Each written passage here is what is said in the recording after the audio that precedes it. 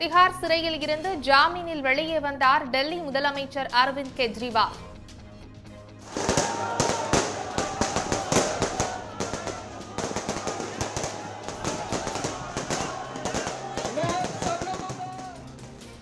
சர்வாதிகாரத்தை ஒன்றிணைந்து எதிர்க்க வேண்டியது அவசியம் என தொண்டர்களிடையே பேச்சு. அரவிந்த் கெஜ்ரிவால் அமலாக்கத்துறையால் குற்றம் சாட்டப்பட்டவரே தவிர தண்டிக்கப்பட்டவர் அல்ல. ஜூன் 1ஆம் தேதி வரை ஜாமீன் வழங்கி உச்சநீதிமன்றம் தீர்ப்பு.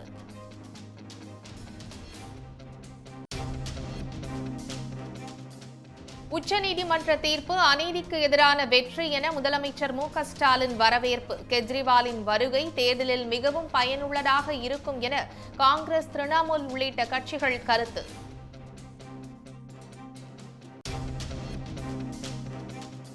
தமிழ்நாட்டில் 10ஆம் வகுப்பு பொதுத் தேர்வில் 91.55% மாணவ மாணவிகள் தேர்ச்சி. 97.31% தேர்ச்சி பெற்று அரியலூர் மாவட்டம் முதலிடம். 10ஆம் வகுப்பு தேர்வில் வறுமையை மீறி சாதித்த மாணவ செல்வங்கள். மின் இணைப்பு இல்லாத நிலையிலும் 492 மதிப்பெண்கள் எடுத்து அசத்திய மாணவி.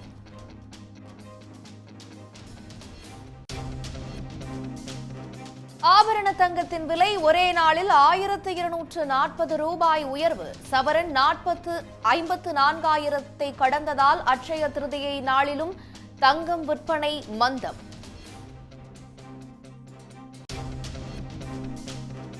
உதகையில் கோலாகலமாக தொடங்கியது 126வது மலர் கண்காட்சி.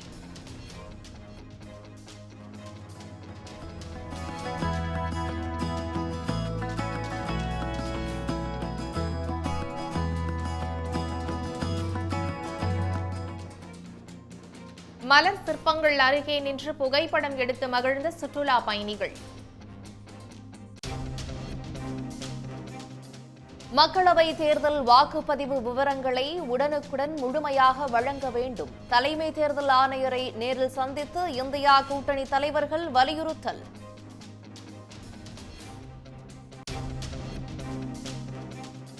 சென்னை மெட்ரோ ரயில் 2ஆம் கட்ட பணிகளுக்கு 3 ஆண்டுகளாகியும் நிதி வழங்காமல் வஞ்சிக்கும் ஒன்றிய அரசு. சென்னையுடன் அறிவிக்கப்பட்ட மற்ற 3 மெட்ரோ ரயில் திட்டங்களுக்கு 2 ஆண்டுகளில் நிதி வழங்கியது ஆர்டிஐ மூலம் அம்பலம்.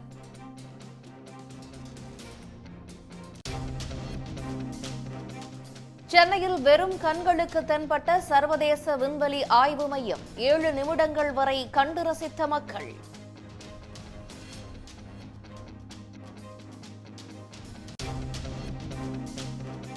வீராங்கனைகளுக்கு பாலியல் தொல்லை அளித்த வழக்கில் பாஜக எம்பி பிரஜ் பூஷன் மீது நீதிமன்றத்தில் குற்றச்சாட்டுகள் பதிவு. குற்றச்சாட்டுகளுக்கு போதிய ஆதாரங்கள் உள்ளதாக டெல்லி ரோஸ் அவென்யூ நீதிமன்றம் கருத்து. மதுபான கொள்கை முறைகேடு வழக்கில் ஆம் ஆத்மி கட்சியின் ஒருங்கிணைப்பாளரும் டெல்லி முதலமைச்சருமான அரவிந்த் கெஜ்ரிவாலுக்கு இடைக்கால ஜாமீன் வழங்கி உச்சநீதிமன்றம் தீர்ப்பளித்துள்ளது. மதுபான கொள்கை முறைகேடு வழக்கில் 100 கோடி ரூபாய் லஞ்சம் கைமாறியதாக எழுந்த புகாரில் கடந்த மார்ச் 21ஆம் தேதி அரவிந்த் கெஜ்ரிவால் கைது செய்யப்பட்டார். தனது கைதை சட்டவிரோதம் என அறிவிக்க கோரி உச்சநீதிமன்றத்தில் கெஜ்ரிவால் தொடர்ந்த வழக்கு மீது கடந்த சில நாட்களாக காரசாரமான வாத பிரதிவாதங்கள் நடைபெற்றன. நீதிபதிகள் சஞ்சீவ் கண்ணா, தீபங்கர் தத்தா அமர்வு முன்னிலையில் நடைபெற்று வரும் இந்த வழக்கு விசாரணையின் போது மக்களவை தேர்தலில் பிரச்சாரம் செய்வதை தடுக்கவே அமலாக்கத்துறை கைது செய்ததாக கெஜ்ரிவால் தரப்பு குற்றம் சாட்டியது. ஆனால் மதுபான கொள்கை வழக்கில் கெஜ்ரிவால் முக்கிய சூத்திரதாரியாக இருப்பதாலேயே அவரை கைது செய்ததாக அமலாக்கத்துறை விளக்கம் அளித்தது. மறுபுறத்தில் கைதை சட்டவிரோதம் என அறிவிக்க கோரும் பிரதான கோரிக்கை தொடர்பாக விசாரித்தால் அதிக கால தாமதம் ஏற்படும் என்றும், எனவே இடைக்கால ஜாமீன் வழங்குவது குறித்து நீதிமன்றம் பரிசீலிக்கும் என்றும் நீதிபதிகள் தெரிவித்தனர். தேர்தல் காலம் என்பதால் கெஜ்ரிவால் பிரச்சாரம் மேற்கொள்ள ஏதுவாக இடைக்கால ஜாமீன் வழங்க நீதிபதிகள் முன்வந்தனர். இதற்கு கடும் ஆட்சேபம் தெரிவித்த அமலாக்கத்துறை இது தவறான முன்னுதாரணமாக அமையும் என்று குறிப்பிட்டது. பிரச்சாரம் செய்வது என்பது அடிப்படை உரிமை அல்ல என்று கூறிய அமலாக்கத்துறை இடைக்கால ஜாமீன் வழங்குவதற்கு எழுத்துப்பூர்வமாகவும் வாய்மொழியாகவும் எதிர்ப்பை பதிவு செய்தது. ஆனால் அமலாக்கத்துறையின் அனைத்து ஆட்சேபனைகளையும் நிராகரித்த உச்சநீதிமன்றம் கெஜ்ரிவாலுக்கு ஜூன் 1ஆம் தேதி வரை இடைக்கால ஜாமீன் வழங்கி உத்தரவிட்டுள்ளது. ரெண்டு விஷயம் எடுத்து வைக்கப்பட்டது. ஒன்று, சராசரி மனிதனுக்கு கிடைக்கக்கூடிய அந்த ஜாமீன் தான் எங்களுக்கு, அதாவது அரெஸ்ட். நாங்கள் எசென்ஷியலி இந்த கேஸ் பார்த்தீங்கன்னா we have challenge the arrest ரிமாண்டை தான் நம்ம சேலஞ்ச் பண்ணியிருந்தோம். அதில் இருக்கக்கூடிய சில சட்ட ரீதியான வழிமுறைகளை பார்த்து, சட்ட ரீதியான அவர்களுக்கு இருக்கக்கூடிய டிஃபென்ஸில் இருக்கக்கூடிய டிஃபெக்ட்ஸ் இதெல்லாம் கருதி தான் இன்றைய தினம் உச்சநீதிமன்றம் இந்த தீர்ப்பை சொல்லியிருக்கிறாங்க. இடைக்கால இந்த ஜாமீன் மனு வழங்கப்பட்டிருக்கு. ஆகவே இது ஒரு மிகப்பெரிய, அதாவது அரசியல் ரீதியாக மட்டுமல்ல, இந்திய ஜனநாயகத்தில் இந்த நீதித்துறையின் மேல் இருக்கக்கூடிய நம்பிக்கையை மிக அதிக அளவில் பிரதிபலிக்கக்கூடிய விதமாக இந்த தீர்ப்பு கருதப்பட வேண்டும். ஜூன் 1ஆம் தேதி வரை மக்களவை தேர்தல் நடைபெற இருப்பதால் 2ஆம் தேதி நீதிமன்றத்தில் சரணடைய வேண்டும் என்றும் நீதிபதிகள் உத்தரவிட்டனர். வழக்கு தொடரப்பட்டு 1.5 ஆண்டுகள் கழித்தே கெஜ்ரிவால் கைதாகியிருப்பதால் இந்த 21 நாட்களில் விசாரணைக்கு எந்த பாதிப்பும் ஏற்படாது என்றும் நீதிபதிகள் தெரிவித்தனர். தேர்தல் முடிவுகள் அறிவிக்கப்படும் தேதியான ஜூன் 4ஆம் தேதி வரை இடைக்கால ஜாமீனை நீட்டிக்க வேண்டும் என்ற கெஜ்ரிவால் வழக்கறிஞர் அபிஷேக் சிங்வியின் கோரிக்கையை நீதிபதிகள் நிராகரித்தனர். உச்சநீதிமன்ற உத்தரவை தொடர்ந்து மாலை 6:50 மணி அளவில் திகார் சிறையில் இருந்து டெல்லி முதலமைச்சர் அரவிந்த் கெஜ்ரிவால் வெளியே வந்தார். காரில் சென்ற அவருக்கு வழி நெடுகிலும் ஆம் ஆத்மி தொண்டர்கள் உற்சாக வரவேற்பு அளித்தனர். சாலையில் சென்றவர்களுக்கு இனிப்புகள் வழங்கியும் உண்மை வென்றது உள்ளிட்ட முழக்கங்களை எழுப்பியபடியும் கொண்டாட்டத்தில் ஈடுபட்டனர். காரில் சென்ற அரவிந்த் கெஜ்ரிவால் தொண்டர்களை நோக்கி கையசைத்து சென்றார்.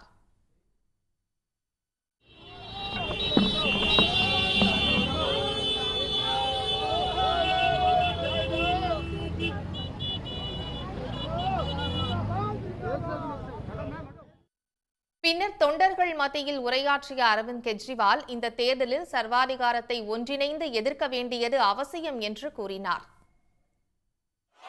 आज आपके बीच में आके बहुत अच्छा लग रहा है। मैंने कहा था ना मैं जल्दी आऊंगा, मैंने कहा था ना जल्दी आऊंगा, आ गया। அரவிந்த் கெஜ்ரிவால் நாளை முதல் தேர்தல் பிரச்சாரத்தில் ஈடுபட வாய்ப்புள்ளதாக கூறப்படும் நிலையில் பெரும் எதிர்பார்ப்பு எழுந்துள்ளது. நாடாளுமன்ற தேர்தலில் பாஜக படுதோல்வி அடையும் என திட்டவட்டமாக தெரிவித்துள்ள ராகுல் காந்தி தோல்வி பயத்தில் அதானி, அம்பானி பெயர்களை பிரதமர் மோடி உச்சரிப்பதாக விமர்சித்துள்ளார்.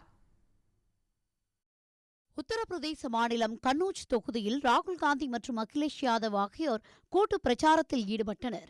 பிரச்சாரத்தில் பேசிய ராகுல் காந்தி உத்தரப்பிரதேசத்தில் இந்தியா கூட்டணிக்கு ஆதரவான அலை வீசுவதாகவும் பாஜக படுதோல்வி அடையும் என்றும் திட்டவட்டமாக தெரிவித்தார். மேலும் 10 ஆண்டுகளாக ஒருமுறை கூட அதானி, அம்பானி பெயர்களை உச்சரிக்காத மோடி பயத்தில் நடுங்குபவர்கள் தன்னை காப்பாற்றக்கூடிய சக்தியை பெயர் சொல்லி அழைப்பது போல அதானி, அம்பானி என புலம்புவதாகவும் விமர்சித்துள்ளார். 10 साल हजारों स्पीचें दी, अदानी अंबानी का नाम तक नहीं लिया, मगर अब भैया देखिए, जब कोई डर जाता है तो उन्हीं लोगों का नाम लेता है जो सोचता है बचा पाए। इसीलिए नरेंद्र मोदी जी ने अपने 2 मित्रों का नाम ले लिया कि भैया मुझे आके बचाओ, इंडिया गठबंधन ने मुझे घेर लिया है, मैं हार रहा हूं, मुझे बचाओ, अदानी, अंबानी जी मुझे बचाओ। इसीलिए नरेंद्र मोदी जी ने नाम लिया. பிரச்சாரத்தில் பேசிய சமாஜ்வாதி கட்சியின் தலைவர் அகிலேஷ் யாதவ் 10 ஆண்டுகளாக போலி வாக்குறுதிகளை அளித்து மக்களை பாஜக தவறாக வழிநடத்தியதாக குற்றம் சாட்டினார். இந்திய மக்கள் ஆட்சி மாற்றத்தை விரும்புவதாக தெரிவித்த அகிலேஷ் யாதவ் இந்தியா கூட்டணி கட்சிகள் ஒன்றிணைந்து பாஜகவுக்கு தக்க பாடம் புகட்டும் என்றும் தெரிவித்தார். हमारा किसान, नौजवान और इस देश की जनता बदलाव चाहती है। बीजेपी के लोगों ने पिछले 10 साल में और लखनऊ की सरकार ने 7 साल में जनता को झूठी बातें और वादे झूठे देकर के गुमराह करने का काम किया है।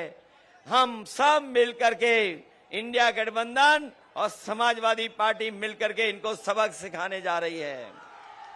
ராகுல் காந்தி, அகிலேஷ் யாதவ் கூட்டாக மேற்கொண்ட பிரச்சாரத்தில் ஆம் ஆத்மி கட்சியின் மாநிலங்களவை உறுப்பினர் சஞ்சய் சிங் உள்ளிட்ட இந்தியா கூட்டணி தலைவர்களும் பங்கேற்றனர். டெல்லி முதலமைச்சர் அரவிந்த் கெஜ்ரிவாலுக்கு இடைக்கால ஜாமீன் கிடைத்துள்ள நிலையில் இது சட்டத்திற்கும் ஜனநாயகத்திற்கும் கிடைத்த வெற்றி என்று ஆம் ஆத்மி கட்சி தெரிவித்துள்ளது. நீதிமன்ற தீர்ப்பை தமிழ்நாடு முதலமைச்சர் மு.க.ஸ்டாலின் உள்ளிட்ட தலைவர்கள் வரவேற்றுள்ளனர்.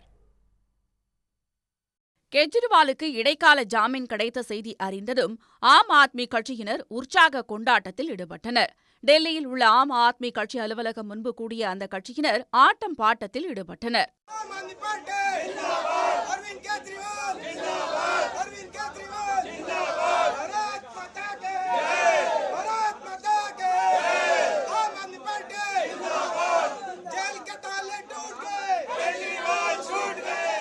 இது ஜனநாயகத்திற்கு கிடைத்த வெற்றி என்று ஆம் ஆத்மி கட்சி மூத்த தலைவரும் டெல்லி அமைச்சருமான அதிஷி கூறியுள்ளார். சிறையிலிருந்து அரவிந்த் கெஜ்ரிவால் வெளியே வருவதன் மூலம் சர்வாதிகாரத்திற்கு எதிரான இயக்கம் வலுப்பெறும் என்று அதிஷி தெரிவித்துள்ளார். अरविंद केजरीवाल जी इस देश की 6 नेशनल पार्टीज में से एक के नेशनल कन्वीनर हैं और नेशनल इलेक्शंस की घोषणा के 5 दिन बाद उनको जेल भेजना ये एक डिक्टेटरशिप की निशानी है. हम ये कहाँ सुनते थे? हम ये पाकिस्तान में सुनते थे, बांग्लादेश में सुनते थे, सुदान में सुनते थे, बुरुंडी जैसे अफ्रीकन देशों में सुनते थे कि चुनाव की घोषणा हुई और तानाशाह ने सारे विपक्ष के नेताओं को जेल भेज दिया. लेकिन आज सुप्रीम कोर्ट ने हमारे देश के लोकतंत्र को बचाया है, हमारे देश के संविधान को बचाया है और मैं उनका धन्यवाद करती हूँ. அரவிந்த் கெஜ்ரிவாலுக்கு இடைக்கால ஜாமீன் கிடைத்திருப்பதை காங்கிரஸ் கட்சி வரவேற்பதாக அந்த கட்சியின் செய்தித் தொடர்பாளர் பவன் கெரா கூறியுள்ளார். ஜார்க்கண்ட் முன்னாள் முதலமைச்சர் ஹேமந்த் சோரனுக்கும் நியாயம் கிடைக்கும் என்று எதிர்பார்ப்பதாகவும் பவன் கெரா குறிப்பிட்டுள்ளார். அநீதிக்கு எதிரான இந்த வெற்றி நமது ஜனநாயகத்தை வலிமைப்படுத்துகிறது என்று தமிழ்நாடு முதலமைச்சர் மு.க.ஸ்டாலின் குறிப்பிட்டுள்ளார். எக்ஸ் வலைதளத்தில் பதிவிட்டுள்ள முதலமைச்சர் மு.க.ஸ்டாலின் இடைக்கால ஜாமீன் கிடைத்திருப்பது நீதியை எடுத்துக்காட்டியிருப்பது மட்டுமன்றி இந்தியா கூட்டணியையும் பலப்படுத்தும் என்று பதிவிட்டுள்ளார். கெஜ்ரிவாலுக்கு கிடைத்துள்ள இடைக்கால ஜாமீன் தமக்கு மகிழ்ச்சி அளிப்பதாக மேற்குவங்க முதலமைச்சர் மம்தா பானர்ஜி தெரிவித்திருக்கிறார். நீதிமன்றத்தின் தீர்ப்பு ஜனநாயகத்தை வலுப்படுத்த வாய்ப்பாக அமையும் என்று இந்திய கம்யூனிஸ்ட் கட்சியின் தேசிய பொதுச் செயலாளர் டி. ராஜா கூறியுள்ளார். இடைக்கால ஜாமீன் வழங்கப்பட்டிருப்பதை வரவேற்றுள்ள கேரள முதலமைச்சர் பினராயி விஜயன் ஜனநாயக வரலாற்றில் முக்கிய முன் உதாரணம் என்று பாராட்டியுள்ளார். சர்வாதிகார ஆட்சிக்கு எதிராக காற்று திசைமாறி வீசுவதன் பெரிய அடையாளமே உச்சநீதிமன்றத்தின் தீர்ப்பு என்று உத்தவ் சிவசேனா கட்சி முன்னாள் அமைச்சர் ஆதித்ய தாக்கரே தெரிவித்துள்ளார். தமிழ்நாட்டில் 10ஆம் வகுப்பு பொதுத் தேர்வில் 91.55 விழுக்காட்டினர் தேர்ச்சி பெற்றுள்ளனர். இந்த ஆண்டு மாணவர்களை விட மாணவிகளே அதிக அளவில் தேர்ச்சி பெற்று சாதித்துள்ளனர். 97.31 விழுக்காடு தேர்ச்சியோடு அரியலூர் மாவட்டம் முதலிடத்தில் உள்ளது. தமிழ்நாடு முழுவதும் 8,94,264 மாணவ மாணவிகள் 10ஆம் வகுப்பு பொதுத் தேர்வை எழுதிய நிலையில் தேர்வு முடிவுகள் வெளியிடப்பட்டன. இதில் மொத்தமாக 91.55% பேர் தேர்ச்சி பெற்றுள்ளனர். இந்த ஆண்டும் மாணவர்களை விட மாணவிகளே 5.95% பேர் அதிகமாக தேர்ச்சி பெற்றுள்ளனர். பள்ளிகள் வாரியாக அரசு பள்ளிகள் 87.90% தேர்ச்சியை பெற்றுள்ளன. அவற்றில் 1364 பள்ளிகள் 100% தேர்ச்சியை பெற்று சாதனை படைத்துள்ளன. அரசு உதவி பெறும் பள்ளிகள் 91.77 விழுக்காடும், தனியார் பள்ளிகள் 97.43 விழுக்காடும் தேர்ச்சி பெற்றுள்ளன. பாடவாரியாக அதிகபட்சமாக ஆங்கிலத்தில் 99 விழுக்காடும், தமிழ், கணிதம், அறிவியலில் சராசரியாக 97% தேர்ச்சியும் கிடைத்துள்ளது. முழு மதிப்பெண்களை பொறுத்தவரை அதிகபட்சமாக கணிதத்தில் 20,691 பேரும், அறிவியலில் 5,104 பேரும் 100க்கு 100 மதிப்பெண்களை பெற்று அசத்தியுள்ளனர். தேர்வு எழுதிய சிறைவாசிகள் 260 பேரில் 228 பேர் 10ஆம் வகுப்பு பொதுத் தேர்வில் தேர்ச்சி பெற்றுள்ளனர். இதில் 4105 பள்ளிகள் 100க்கு 100% தேர்ச்சி பெற்றுள்ளது. அரசு பள்ளிகள் 1364 பள்ளிகள் 100க்கு 100 தேர்ச்சி சதவீதம் பெற்றுள்ளது. பள்ளிகள் வாரியாக தேர்ச்சி சதவீதம்: அரசு பள்ளிகள் 87.90, அரசு உதவி பெறும் பள்ளிகள் 91.77, தனியார் சுயநிதி பள்ளிகள் 97.43, இருபாலர் பள்ளிகள் 91.93, பெண்கள் பள்ளிகள் 93.80, ஆண்கள் பள்ளிகள் மட்டும் 83.17. மாவட்ட வாரியாக 97.31 விழுக்காடு தேர்ச்சியோடு அரியலூர் மாவட்டம் முதலிடத்தில் உள்ளது. சிவகங்கை, ராமநாதபுரம், கன்னியாகுமரி, திருச்சி, விருதுநகர், ஈரோடு ஆகிய மாவட்டங்கள் 97 முதல் 95% தேர்ச்சியோடு அடுத்தடுத்த இடங்களில் உள்ளன. பெரம்பலூர், தூத்துக்குடி, விழுப்புரம், மதுரை, கோவை மாவட்டங்களும் சராசரியாக 94% தேர்ச்சியை பெற்றுள்ளன. ஒட்டுமொத்தமாக தமிழ்நாட்டில் உள்ள 28 மாவட்டங்கள் 90 விழுக்காட்டிற்கும் அதிகமான தேர்ச்சியும், காஞ்சிபுரம், செங்கல்பட்டு, வேலூர் உள்ளிட்ட மாவட்டங்கள் 80 முதல் 90 விழுக்காடு தேர்ச்சியும் பெற்றுள்ளன. சென்னையில் 88.21% மாணவ மாணவிகள் தேர்ச்சி பெற்றுள்ளனர். காரைக்கால் 78.20%, புதுச்சேரி 91.28% தேர்ச்சி பெற்றுள்ளன. கடந்த 2 ஆண்டுகளை காட்டிலும் இந்த ஆண்டு தேர்ச்சி விகிதம் அதிகரித்துள்ளது. 2022ஆம் ஆண்டில் 90.07%, கடந்த ஆண்டில் 91.39% தேர்ச்சி கிடைத்த நிலையில் இந்த ஆண்டு தேர்ச்சி விழுக்காடு 91.55% அதிகரித்துள்ளது. 10ஆம் வகுப்பு பொதுத் தேர்வில் தேர்ச்சி பெற்ற அனைத்து மாணவ மாணவிகளுக்கும் முதலமைச்சர் மு க ஸ்டாலின் வாழ்த்து தெரிவித்துள்ளார். முதலமைச்சர் மு க ஸ்டாலின் வெளியிட்டுள்ள எக்ஸ் தள பதிவில், கல்வி என்ற அறிவாயுதம் மாணவர்களுக்கு என்றும் துணை நிற்க வேண்டும் என்றும் குறிப்பிட்டுள்ளார்.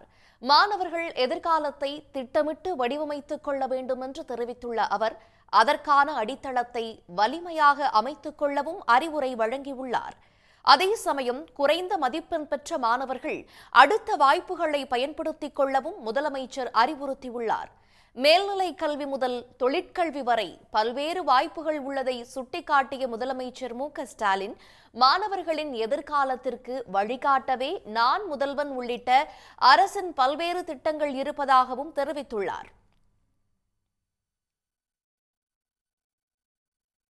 சென்னை, திருவண்ணாமலை உள்ளிட்ட மாவட்டங்களில் கத்திரி வெயில் தகிக்கும் நிலையில் பல்வேறு மாவட்டங்களில் கனமழை பொழிந்தது. வெயில் தகித்து வந்த ராமநாதபுரம் மாவட்டம் பரமக்குடியில் திடீரென கருமேகங்கள் சூழ்ந்து கனமழை பெய்தது. சூடியூர், கொந்தங்குளம், பார்த்திபனூர் உள்ளிட்ட இடங்களில் மழை தொடர்ந்ததால் தாழ்வான இடங்களில் தண்ணீர் தேங்கியது.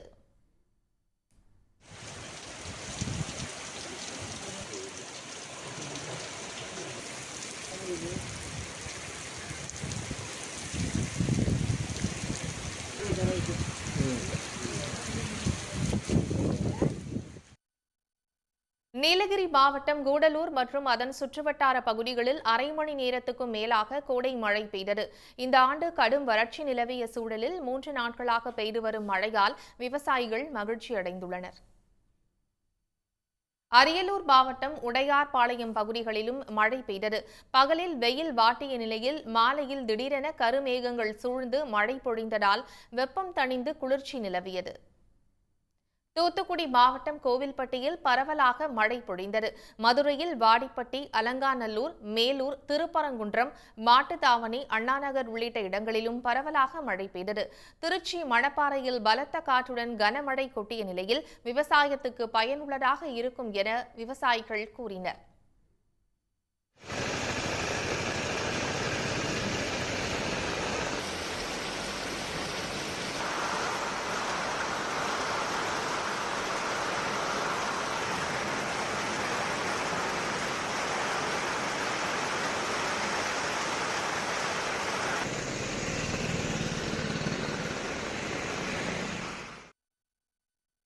கன்னியாகுமரி, மயிலாடுதுறை, திண்டுக்கல் மாவட்டங்களிலும் சில இடங்களில் பலத்த காற்றுடன் மழை பொழிந்தது. கோடை வெயிலுக்கு இடையே பெய்த மழையால் குளிர்ச்சியான காலநிலை நிலவியதால் மக்கள் சிறிது நேரம் மகிழ்ச்சியடைந்தனர். உதகையில் கோடை சீசனின் முக்கிய நிகழ்ச்சியாக அரசு தாவரவியல் பூங்காவில் மலர் கண்காட்சி தொடங்கியுள்ளது. பல லட்சம் வண்ணப்பூக்களால் உருவாக்கப்பட்டுள்ள மலர் சிற்பங்களை சுற்றுலா பயணிகள் உற்சாகத்துடன் கண்டு ரசித்து வருகின்றனர். மலைகளின் ராணி என்றழைக்கப்படும் உதக மண்டலத்தில் கோடை சீசன் களை கட்டி உள்ளதால் நாள்தோறும் பல ஆயிரம் சுற்றுலா பயணிகள் வருகை தந்த வண்ணம் உள்ளனர்.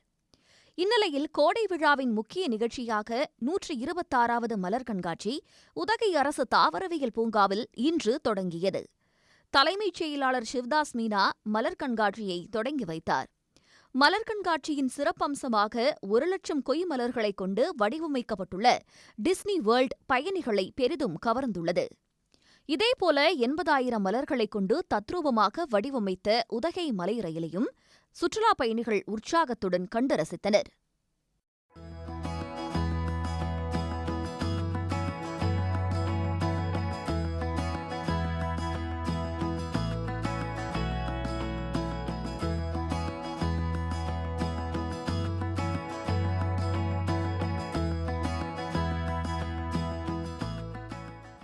இதான் ஃபர்ஸ்ட் டைம் வந்துட்டு ஃப்ளவர் ஷோ, அதுவும் ஃபர்ஸ்ட் டே வந்திருக்கோம் நாங்கள்.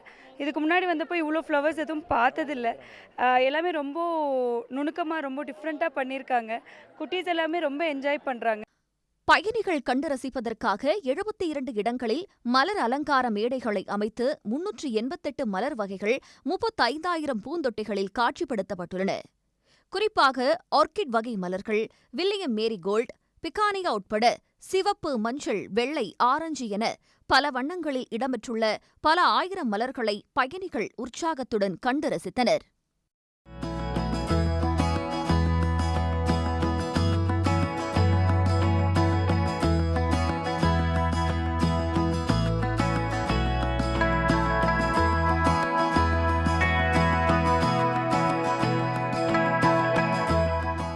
ஃபர்ஸ்ட் டைம் இங்கே வந்திருக்கிறதுனால கொஞ்சம் புதுசாக இருக்குது. இந்த கிளைமேட் ரொம்ப சில்லுன்னு இருக்குது. சென்னை கூட கம்பேர் பண்ணும்போது இந்த கிளைமேட் ரொம்ப சில்லுன்னு இருக்குது. சென்னையிலேருந்து ஒரு பெரிய பிரேக் எடுக்கிற மாதிரி இருக்குது. நிறைய புது புது ஃப்ளார்ஸ் எல்லாம் பார்த்தோம். எல்லாம் வெறும் சயின்ஸ் புக்கில் மட்டுமே பார்த்த ஃப்ளார்ஸ் எல்லாம் எங்கள் ஃபர்ஸ்ட் டைம் பார்க்குற மாதிரி இருந்துச்சு. கேசல், டிஸ்னி கேசல் வந்து ஸ்ட்ரைட்டாக பார்க்க முடியாது. பட் இங்கே வந்து ஃப்ளாரை வச்சு செஞ்சுருக்கிறதுனால ரொம்ப அழகாக இருக்குது. டிஸ்னி கேசல், அதுக்கப்புறம் ட்ரெயின், நிறைய நிறைய நிறைய அனிமல்ஸ், பட்டர்ஃப்ளைஸ் இதெல்லாம் கூட செஞ்சு வச்சுருந்தாங்க. ஃபர்ஸ்ட் டைமாக ஃபேமிலியோடு ஊட்டிக்கு வந்திருக்கோம். ரொம்ப என்ஜாய்மெண்ட்டாக இருக்குது. இங்கே கிளைமேட் ரொம்ப சூப்பராக இருக்குது. அதுவும் இல்லாமல் இந்த கார்டனில் நிறைய டிஃப்ரெண்ட் ஃப்ளவர்ஸ்லாம் இருக்குது. ரொம்ப நல்லாயிருக்கு. நிறைய கலர்ஸில் பார்த்தோம். ப்ளூ, அதுக்கப்புறம் முன்னாடி என்ட்ரன்ஸில் ஆர்ச்லாம் வச்சுருந்தாங்க. ரொம்ப நல்லா இருந்தது. டிஸ்னி வேர்ல்டு எல்லாமே நல்லா இருந்தது. உதகை மலர் கண்காட்சி வருகின்ற 20ஆம் தேதி வரை நடைபெறவுள்ளது. இ-பாஸ் நடைமுறை காரணமாக கடந்த ஆண்டு மலர் கண்காட்சியை விட இவ்வாண்டு மலர் கண்காட்சிக்கு வரும் பயணிகளின் எண்ணிக்கை குறைவாகவே காணப்படுகிறது. தூத்துக்குடியில் ஆண்களுக்கு நிகராக பெண்களும் துணிச்சலாக கடலுக்கு சென்று மீன்பிடி தொழிலில் ஈடுபட்டு வருகின்றனர். 30 ஆண்டுகளாக இந்த தொழிலை செய்வதாக கூறும் மீனவ பெண்கள் மானிய விலையில் தங்களுக்கு மீன்பிடி உபகரணங்களை வழங்க வேண்டும் என வலியுறுத்தி வருகின்றனர். அது பற்றிய சிறப்பு தொகுப்பை தற்போது பார்க்கலாம்.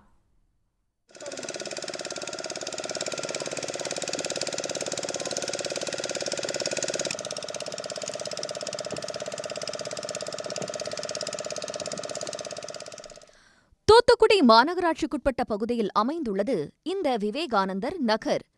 உப்பளங்களால் சூழப்பட்டிருக்கும் இந்த பகுதியில் 50க்கும் மேற்பட்ட குடும்பங்கள் வசித்து வருகின்றன. இங்குள்ள மீனவ சமுதாய பெண்கள் ஆண்களுக்கு நிகராக தினமும் கடலுக்கு மீன்பிடிக்கச் செல்கின்றனர். அதிகாலை 5 மணிக்கு கடலுக்கு செல்லும் இவர்கள் காலை 9 மணிக்கு கரை திரும்பி சமையல் உள்ளிட்ட வீட்டு வேலைகளையும் தொடர்கின்றனர். நாங்கள் இதிலே தொழில் செய்கிறோம். 10-30 வருஷம் இதில் பார்த்து தொழில் பார்க்குறோம். ஆண் பொண்ணும் வேலை செய்கிறோம். 200 கிடைக்கும், 150 கிடைக்கும். இதோட கொண்டுட்டு போய் நாங்கள் வீட்டில் போய் அடுப்படி பார்த்து பிள்ளைகளெல்லாம் சௌகரியம் பார்க்கணும். எங்களுக்கு எந்த இதுவும் கிடையாது இந்த விவேகானந்த நகரில். நாளைக்கு குறைஞ்சது 100 ரூபாயிலேருந்து 200 ரூபா வரைக்கும் தான் கிடைக்கும். இங்கே வந்து லேடிஸ் வந்து நிறைய போகிறாங்க. ஒவ்வொரு போட்டுக்கும் 2 பேர், குறைஞ்சது 2 பேருக்கு குறவில்லாமல் போவாங்க. மொத்தம் இங்கே 30 போட்டு கிடக்கு. 30 போட்லையுமே லேடிஸ் இருக்காங்க. 30 போட்டுக்குமே ஒரு லேடிஸ் 2 லேடிஸ் போய்கிட்டு இருக்காங்க. எங்களுக்கு இதில் இருந்து தான் வருமானம் வரும். ஆனால் மீன் இருந்தால் உண்டு வருமானம், மீன் இல்லைன்னா கிடையாது. இன்றைக்கி காலையில் 5 மணிக்கு வந்தோம். மொத்தத்தில் ஒரு 30 கிலோ மீன் தான் இருக்கும். இன்றைக்கி மொத்தம் எங்கள் போட்டில் 9 ஆள். பங்குக்கு 100 ரூபா. காப்பி டீ குடித்தோம். இந்த 100 ரூபா போக மறுக்க போய் நம்ம கரையை தட்டணும். தட்டிட்டு நம்ம வீட்டில் போய் மறுபடியும் நாங்கள் சமையல் வேலை எல்லாமே பார்க்கணும். மாநகராட்சிக்கு உட்பட்ட பகுதியில் விவேகானந்த நகர் அமைந்திருந்தாலும் தெருவிளக்கு, சாலை உள்ளிட்ட வசதிகள் இதுவரை முழுமையாக கிடைக்கவில்லை. அத்தியாவசிய தேவைக்கு கூட திரேஸ்புரத்திற்கு ஆட்டோவில் செல்ல வேண்டும் என்பதால் கிடைக்கும் வருமானத்தில் பெருமளவு பயணத்திற்கே செலவாகி விடுவதாக மீனவ பெண்கள் கவலை தெரிவிக்கின்றனர். நான் 5 மணிக்கு தான் கடலுக்கு போவோம். 10 மணிக்கு தான் வீட்டுக்காரே வருவோம். வந்து தான் சாப்பாடு எல்லாம் செய்யணும். மறுபடி ஒரு தண்ணி தீர்வை கட்டுறோம், கரண்ட் பில்லு கட்டுறோம். ஒரு பஸ் வசதி எதுவும் கிடையாது. எந்த மாநிலமும் கிடையாது. ஒரு இப்போ அங்கேருந்து போகிறதா இருந்தால் கூட ஒரு ஆட்டோவுக்கு 200 250 ரூபா வரும். சம்பளம் 200 150 ரூபா தான் கிடைக்கும். அதுக்கு மேலே கிடைக்காது. பாடு வந்தால் 200 300 கிடைக்கும். அதை வச்சா வீட்டுக்கு சாப்பாடு, வயிற்று பழப்பு இதே பார்த்துக்கிட்டு இருக்கோம். விவேகானந்தர் நகருக்கு மினி பேருந்து இயக்குவதோடு தங்களது வாழ்வாதாரம் மேம்பட மானியத்தில் மீன்பிடி உபகரணங்கள் வழங்க வேண்டுமென்றும் மீனவ பெண்கள் வலியுறுத்தி வருகின்றனர். சன் நியூஸ் செய்திகளுக்காக செய்தியாளர் ஜெயக்குமார். உடனுக்குடன் செய்திகளை தெரிந்து கொள்ள சன் நியூஸ் பெல் ஐகானை கிளிக் பண்ணுங்க.